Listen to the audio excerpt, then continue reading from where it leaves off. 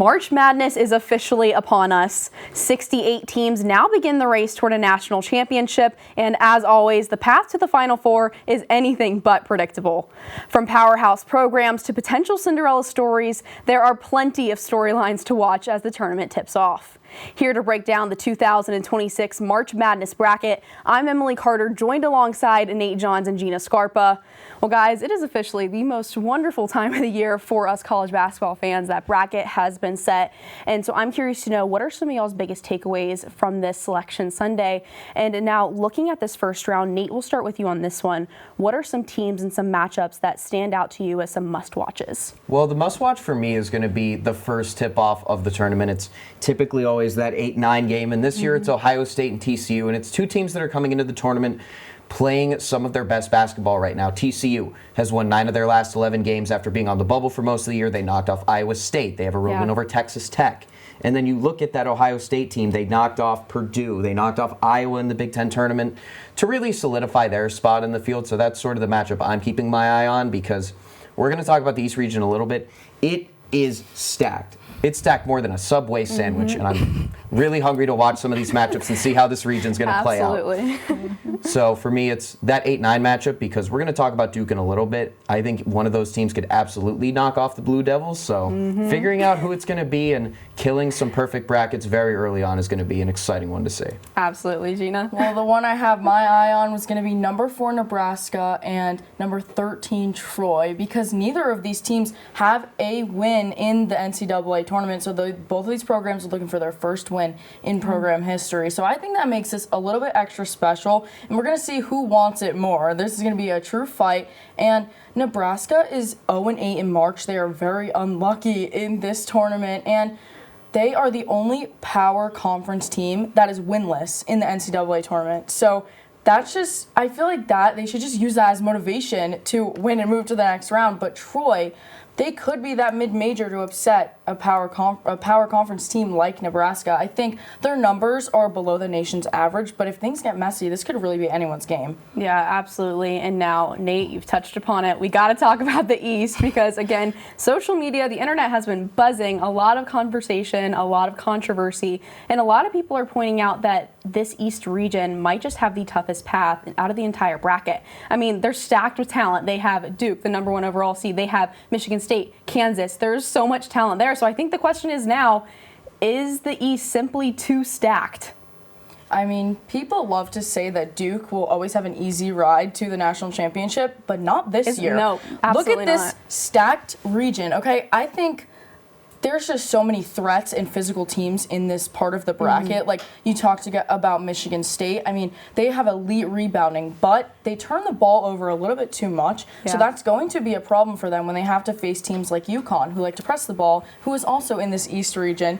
But speaking of UConn, they haven't been playing the caliber of basketball that people are used to seeing as of late. I mean, they just lost in the Big East championship title game to St. John's by 20 points. That is not something you want heading into March. Speaking of St. John's, they are also in this East region of the bracket, and they're playing some of their best basketball right now. I mean, they are so hot. They're coming off of their second consecutive Big East championship, and this region is just incredibly stacked. I mean, you have two of the best teams in the Big East, which is one of the most competitive and toughest conferences in the country, in the same part of the bracket, so that's going to be an issue. Yeah, looking at this bracket, it's got more blue blood in it than a family of jellyfish. You have Duke, you have UConn, you have Michigan State. They always have a little bit of a kick to them, especially with Jeremy Fears. Kansas, who might have the best player in the country in Darren Peterson. A St. John's team that just won back-to-back Big East tournaments for the first time in over 2 decades.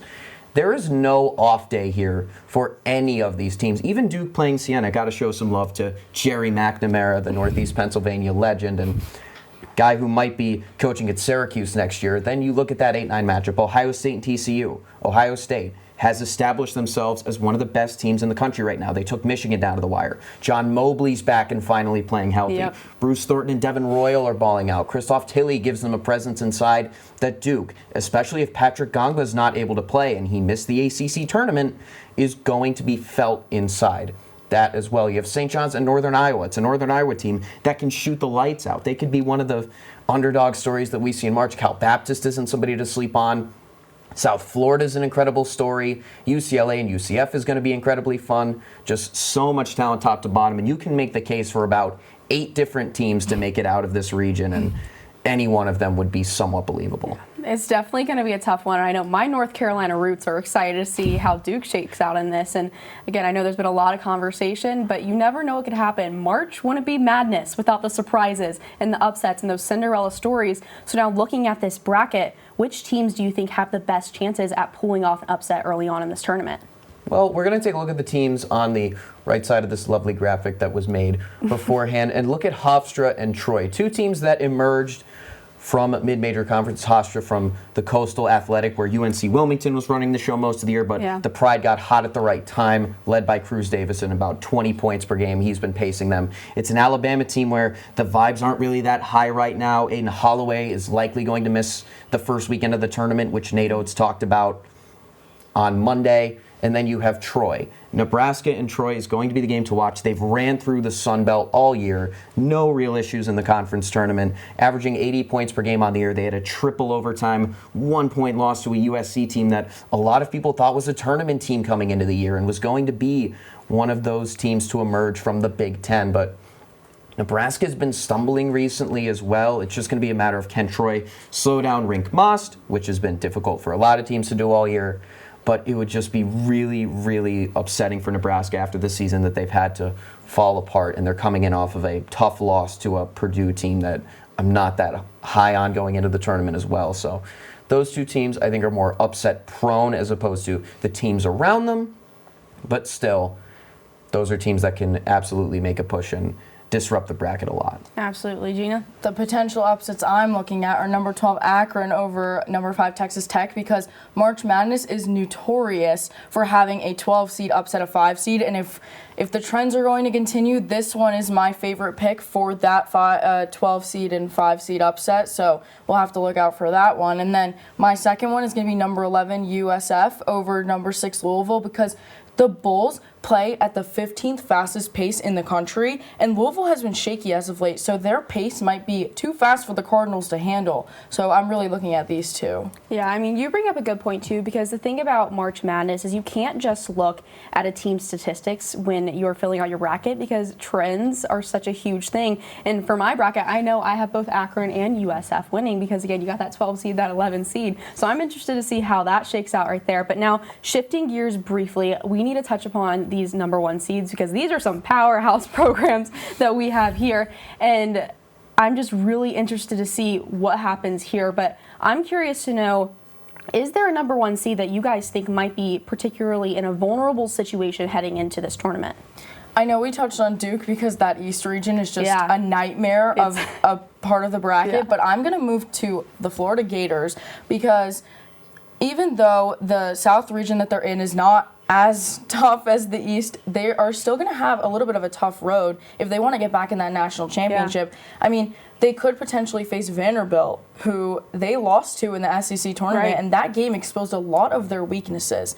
So that game would be a challenge for them. They could be an early exit because of that. But if they do happen to make a push all the way to the Final Four, they would have to face Houston, who is hot right now. I mean, that is the team that they beat in that national championship game last year. So Florida's going to have a tough time if they want to repeat, which is very difficult to do in the NCAA tournament. Yeah, especially from a Vanderbilt team that just annihilated them. Vanderbilt, a team that was kind of streaky going into the SEC tournament, found their footing a little bit. They're a team that could absolutely make a potential run at Florida's expense. But I'm going to go back to Duke. We talked about Patrick Gongba, how he missed some time. He missed the ACC tournament. Caleb Foster probably isn't coming back this year after suffering a foot injury. So Duke's dealing with some issues on the injury front. And then I have that Ohio State matchup circled. John Mobley and Christoph Tilley to go along with Bruce Thornton, a 3-headed monster for the Buckeyes offensively, and a Duke team that's really undermanned. It's going to be tough. And then even if they do get through that, you're running into St. John's. You're potentially running into Michigan State and UConn, who by that point, everybody in March is playing particularly well. And at this point, everyone's got experience. Everybody knows what they're going through. But UConn, Michigan State, St. John's specifically have been through it. They have those experienced players that Duke doesn't always have, because you're replacing so many players year to year, and sometimes you see that come up in the big moments. I wouldn't be shocked at all if Duke emerged in the Final Four and even went on to win the whole tournament. But I think in terms of the path, they have by far the toughest one going through the East. Yeah, I'm definitely a little nervous for the Blue Devils. That is a tough path that they have there. So I'm interested to see what happens there. But that's what makes this tournament so special, that absolutely anything can happen once that ball tips off. With powerhouse programs trying to defend their legacy, hungry contenders looking to break through, and a few potential Cinderella stories waiting to shock the country, the 2026 tournament is shaping up to be another unforgettable ride. That's all the time we have for now. For Nate Johns and Gina Scarpa, I'm Emily Carter. Enjoy the madness, and we'll see you soon as the road to the Final Four continues. Hey everybody, thanks for tuning into this edition of Penn State Sports Night. For more content like this, be sure to subscribe to our YouTube channel, give us a like, and follow our socials down below. And as always, we are Penn State Sports Night.